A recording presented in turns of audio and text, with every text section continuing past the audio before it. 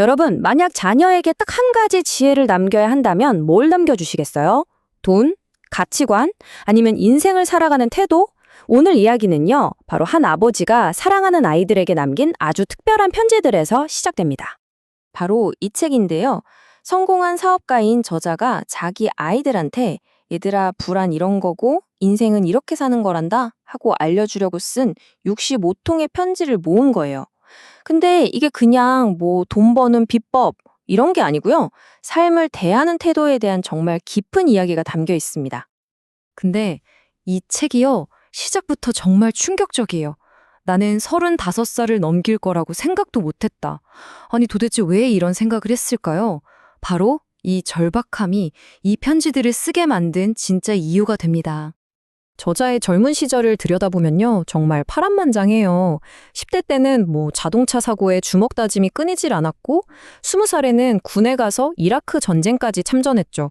그러니까 늘 죽음이 가까이 있다고 느꼈던 거예요. 아, 나는 35은 못 넘기겠구나, 이런 생각을 막연하게 하고 살았던 거죠.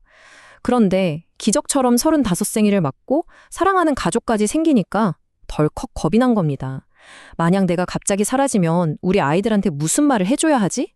바로 이 사랑과 두려움, 이 절박함이 이 편지들의 시작점이 된 겁니다. 자, 그럼 이 아버지가 아이들에게 가장 먼저 알려주고 싶었던 건 뭘까요? 바로 작은 일의 힘입니다. 우리가 흔히 생각하는 위대함이라는 게 뭐 대단하고 거창한 일에서 오는 게 아니라는 거죠.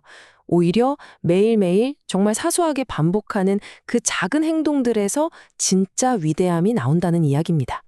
이 교훈을 설명하기 위해서 저자는 군대 시절 이야기를 꺼내요. 미 육군 보병으로 이라크에 있었을 때인데 칠흑같이 어두운 사막 한가운데서 겪었던 아주 특별한 경험입니다. 상황은 이렇습니다. 매일 밤 정말 지칠 때까지 사막을 순찰해요. 임무가 끝나고 돌아오면 온몸하고 장비가 그냥 모래투성이가 되는 거죠. 모두가 녹초가 된 상태인데 지휘관이 아주 엄격하게 명령을 내립니다. 잠들기 전에 반드시 자기 무기를 깨끗이 닦아라. 근데 여기서 진짜 이상한 점이 있어요. 지휘관이 단 한 번도, 정말 단 한 번도 병사들이 무기를 닦았는지 검사를 안 했다는 거예요. 왜 그랬을까요? 그 이유가 바로 이겁니다. 무기를 닦는 건요, 사실 나 자신을 위한 게 아니었던 거예요. 진짜 중요한 순간에 내 동료들이 나를 필요로 할 때 내 무기가 제대로 작동하게 하려고 팀을 위해서 하는 일이었던 거죠. 그러니까 이건 일종의 인격 테스트였던 셈입니다. 아무도 안 보고 가장 피곤할 때 이 당연하고 작은 일을 해내는 사람, 바로 그런 사람이 결정적인 순간에 믿고 기댈 수 있는 사람이라는 걸 보여주는 거죠. 이 이야기는 우리 삶에도 그대로 적용되지 않을까요? 여러분의 삶에서 무기 손질은 무언가요? 남들은 알아주지 않지만 나라는 사람의 신뢰도를 보여주는 작지만 정말 중요한 습관? 뭐가 있을지 한 번쯤 생각해 보게 되는 대목입니다. 이렇게 작은 행동이 그 사람을 보여주는 것처럼 작은 생각의 전환 하나가 우리 인생에 큰 어려움을 헤쳐나갈 힘을 주기도 합니다. 자, 두 번째 교훈으로 넘어가 볼까요? 바로 문제를 대하는 우리의 태도에 대한 이야기입니다. 저자는 이런 말을 해요. 인생의 어려움을 문제라고 부르지 말고 퍼즐이라고 불러보라고요. 생각해보면 문제라는 단어는 듣기만 해도 좀 부정적이고 감정적으로 만들잖아요? 근데 퍼즐은 어떤가요? 뭔가 도전해보고 싶고 창의력을 발휘해서 이거 풀 수 있겠다, 이런 느낌을 주죠. 이렇게 단어 하나만 바꿨을 뻔인데 상황을 바라보는 관점이 완전히 달라지는 마법 같은 경험을 하게 되는 겁니다.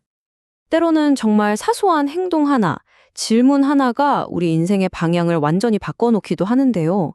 특히 먼저 도움을 제안하는 것의 힘은 우리가 생각하는 것보다 훨씬 더 강력할 수 있습니다.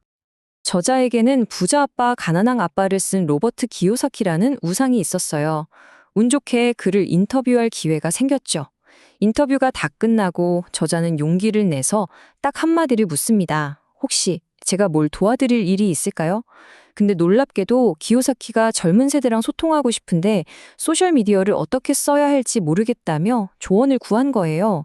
이 도와드릴 일 있을까요? 라는 간단한 질문 하나가 자신의 영웅을 친구이자 멘토로 만드는 엄청난 기회의 문을 활짝 열어준 거죠. 자, 지금까지는 행동과 생각에 대한 이야기였다면 이제는 좀 더 본질적인 이야기로 들어가 볼게요.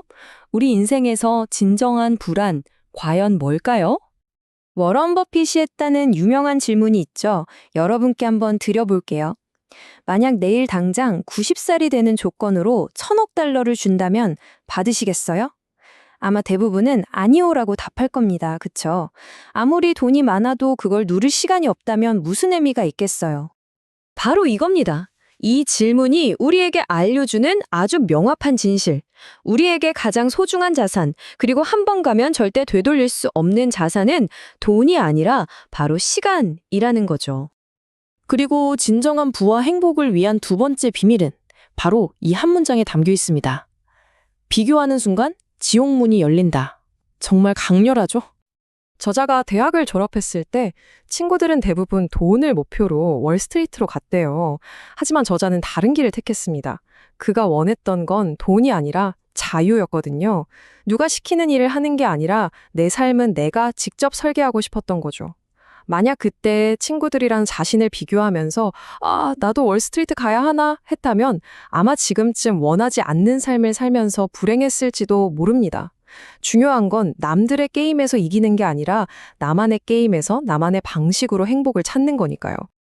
자, 이제 이 책의 마지막 교훈입니다. 이건 앞서 말한 모든 것들을 아우르는 아주 본질적인 이야기라고 할 수 있겠네요.